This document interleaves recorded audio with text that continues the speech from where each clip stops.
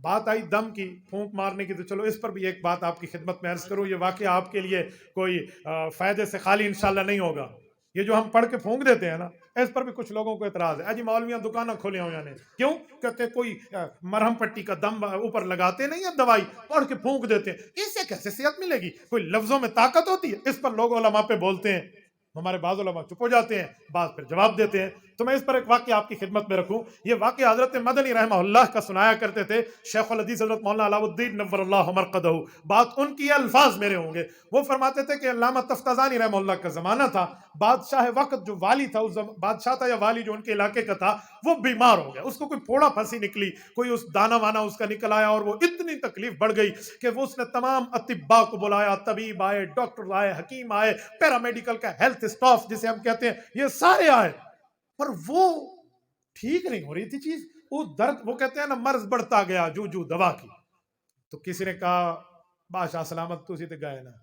انہوں نے کہا پھر کوئی حل دس، مینوں پریشان نہ کر. انہوں نے کہا جی ایک مولوی صاحب ہے سعد الدین تفتازانی، اسے کہتے ہیں، پتہ نہیں اس کے پاس کوئی کیا چیز ہے، وہ کوئی چیز کا دم کرتا ہے تو یہ بھی علاج ہے، بس وہ دم کرتا ہے تو بندے کو صحت مل جاتی. انہوں نے کہا جی کیا کریں؟ کہا اس کے پاس جانا پڑے گا. کہ بڑی عزت احترام سے اسے بلا لو. تو اس کے پاس جانا تو مشکل ہے، بادشاہ بیمار ہے، کیسے جائے؟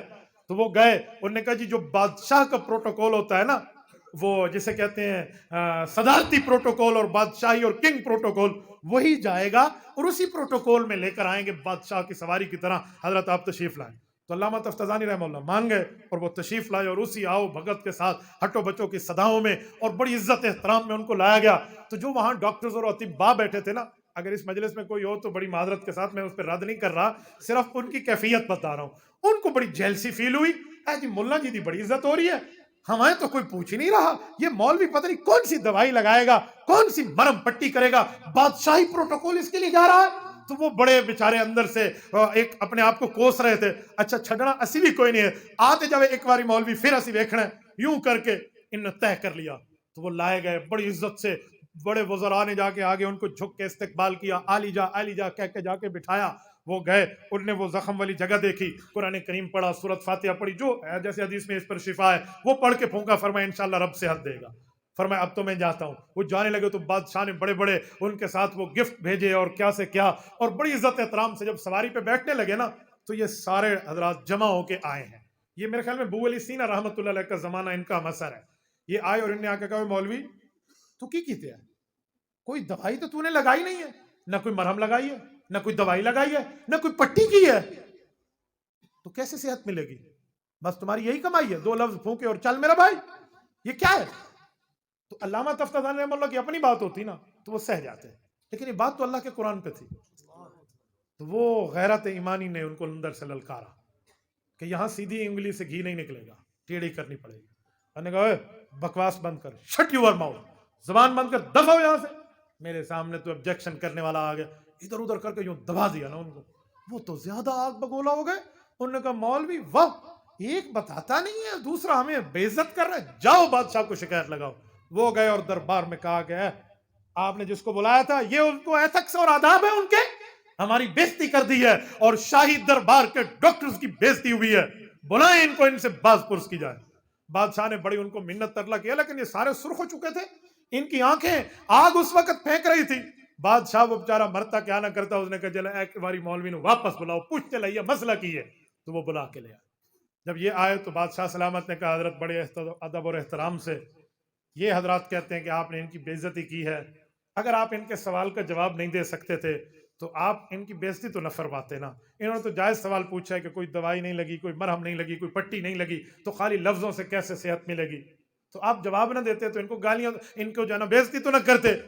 حضرت نے فرمایا بادشاہ سلامت، پہلے میں سمجھتا تھا یہ مرض آپ کے بازو میں ہے، اب مجھے پتا چلا انہی کی طرح یہ مرض آپ کے دماغ میں بھی ہے. اب بادشاہ کے سامنے ڈاکٹر زیادہ حیران پہ، تواڑی بھی کتیلی کر دیتی ہے، پیچھے کی بچے ہے. تو اس نے کہا آپ کیسے کہہ رہے؟ کہا میں جواب دے رہا ہوں، میں نے ان کو کہا بکواس بند کرو، اپنا منہ سنبھال کر بات کرو، دفع ہو جاؤ، یہ میں نے جواب دیا ہے. انہوں نے کہا حضرت کیسے جواب ہے، یہ تو بے عزتی کے الفاظ ہیں. فرمایا سنو، سعد الدین کے لفظوں میں طاقت ہے. میں نے تھپڑ نہیں مارا, ڈنڈا اور سوٹا نہیں مارا, استقلی بات نہیں کی, جسٹ وربل الفاظ میں بات کی ہے. میری وربلی گفتگو میں لفظ بولنے میں وہ طاقت ہے کہ یہ ادھر سے لفظ بولا, ادھر سے یہ پیلے نیلے سرخ ہو گئے. اگر میرے لفظوں میں یہ طاقت ہے کہ بغیر ان کو ٹچ کیے ان کی کیفیت بدل سکتے ہیں, تو اللہ کے الفاظ میں طاقت نہیں ہے؟ وہ الفاظ ربانی ہیں, وہ کلام ربانی ہے. تبھی میں نے ان کو کہا اپنے دماغ کا علاج کراؤ. میرے لفظوں میں طاقت ہے, رب کے لفظوں میں طاقت نہیں ہے. تو میرے دوستو, ہمارے اوپر بھی بعضوں کا اعتراض ہے, تسی کی کیتے ہیں. میں حرم کعبہ میں بیٹھا تھا, ایک شخص وہاں بڑے انہوں نے ادب احترام سے مجھ سے پوچھا کہ مفتی صاحب یہ جو آپ کے علماء تعویذ لکھ کے دیتے ہیں اس کی شرعی حیثیت کی ہے. میں نے کہا بھائی ایک بات پوچھتا ہوں, مجھے بتا دو. کہتے جی. میں نے کہا تعویذ کوئی اس لیے لیتا ہے کہ مولانا مجھے تعویذ دے دیں تاکہ میری قبر میں بخشش ہو جائے؟ کہتے نہیں, اس وجہ کل تو نہیں لیندے. میں نے کہا پھر کیوں لیتے ہیں؟ کوئی کہتا ہے جی مجھے تعویذ دے دیں تاکہ جنت میں حضور کی سفارش مل جائے. کہتے نہیں.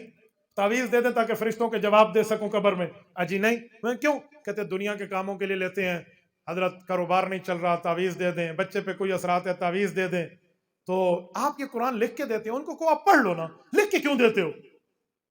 تو میں نے اسے کہا کہ ہم پڑھے ہوئے کو کہتے ہیں آپ پڑھو, لیکن جو بچہ ہے نہیں پڑھ سکتا, لکھ کر اس کے گلے میں ڈال دیتے ہیں, یہ لکھ کر اسے دے دیتے ہیں پینے کے لیے, یا کوئی ایسی تکلیف میں ہے تو لکھنے میں برکت ہو جاتی ہے, وہ برکت اس کو ملتی ہے. کہتے کیسے برکت ہو جاتی ہے؟ میں نے کہا میرا ایک سوال ہے, یہ خانہ کعبہ آپ دیکھ رہے ہیں؟ کہتے میں دیکھ رہا ہوں. میں نے کہا یہ خانہ کعبے پر کپڑا لگا ہوا ہے؟ کہتے جی لگا ہے. میں نے کہا اس پہ قرآنی آیات کیوں لکھی ہیں؟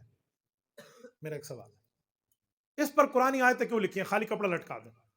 کہتے ہیں برکت کے لیے. میں نے کہا کپڑے پہ آیات لکھیں برکت ہے, کاغذ پہ مولوی لکھیں برکت نہیں ہے؟ یا کپڑے پہ لکھ لیا آیات بابرکت ہو گیا, ادھر مولوی صاحب نے لکھ کے دے دیا پرابلم ہو گئی. بھائی پرابلم کیا ہے؟ کچھ تو بندہ ان معاملات کو دیکھ لے بھائی, ایسے نہیں ہوتا. کچھ فرق کر, میں مثال دے رہا ہوں, توجہ رکھنا. یہ اللہ کے نام اور رسول اللہ صلی اللہ علیہ وسلم کے اسماء گرامی لکھے ہوئے. ایک پتھر وہ ہے جو سادہ ہے, ٹھیک ہے, ماربل کا. ایک وہ ہے جس پہ حضور پاک کا نام لکھا ہوا ہے. برکت والے تو دونوں ہیں, لیکن زیادہ برکت کس میں ہے؟ یا ادھر نام لکھ لیں تو برکت ہے, میں چٹھی تے لکھ کے دے تو برکت کوئی نہیں.